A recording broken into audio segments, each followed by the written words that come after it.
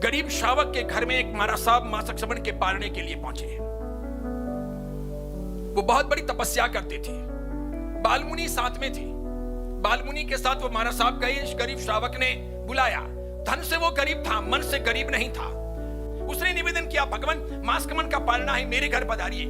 महाराज साहब ने भी कोई सेठ साहूकार का घर नहीं चुना, उसके घर की तरफ मुड़ गए। बालमुनि साथ में चल रहे हैं। बेचारा पूरा फटा पुराना कपड़ा पहना हुआ, पुराने जमाने का आदमी, कहीं टूटा हुआ है, कहीं लिपा हुआ है। और उसके बीच में ही महाराज साहब ने कहा, धर्मलाभ। महाराज साहब ने पात्र नीचे रखा। उसने अपने घर में खुद के पीने के लिए राब बनाई थी, लेकिन राब गूंद की नहीं, अंदर इलायची डाली हुई नहीं, अंदर केसर नहीं, अंदर बादाम नहीं, यानी राब में कोई रौनक नहीं। अपने तो कभी नीवी करने या एकासना करने बैठे तो देखते हैं गर्म है कि नहीं, अंदर बादाम है कि नहीं। हाँ, एकदम सूखी फीकी बनाई है कि अच्छी बनाई है। पास वाले से पूछेंगे तुमने पी कैसी लगी, तो अच्छी है, ले दूसरी बार लेके अच्छी है के। वहां पर महाराज साहब वौर रहे थे और वो गुड़ की राब थी। तो गुड़ पुराने जमाने का, बिना केमिकल वाला, काला काला। तो राब भी बिल्कुल काली काली, ऐसे लगे जैसे कैसा होगी पानी बनाया कोयले का, वैसा लगे। श्रावक ने तपेला हाथ में लिया, वौर आ रहा था। बालमुनि नटखट थे। फिर धीरे से बोले, लेकिन धीरे से बोलते बोलते भी आवाज ज्यादा आ गई। बोले, गुरुजी ये श्रावक तो एक नंबर का कंजूस लगता है। घर के अंदर इतना सारा सोना पड़ा है और पट्टा गूंद की राब की बजाय ये गुड़ की राब वहरा रहा है। अरे महाराज साहब के मासिक श्रवण का पालना है, कम से कम घर के अंदर अच्छी अच्छी चीजें बनानी चाहिए थी। सोना पड़ा है, अव्वल नंबर का कंजूस है।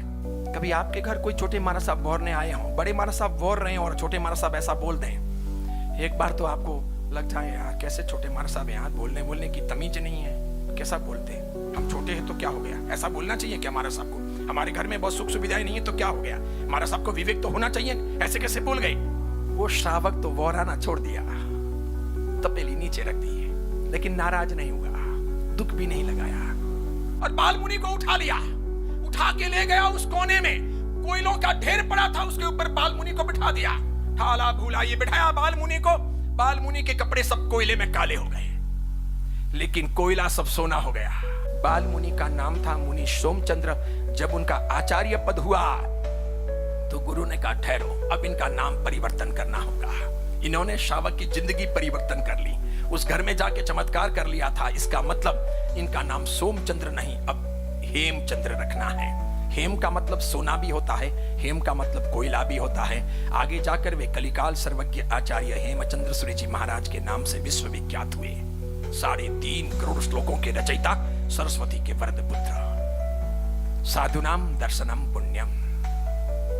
साधु के दर्शन मात्र से पुण्य हो सकता है, बिल्कुल हो सकता है।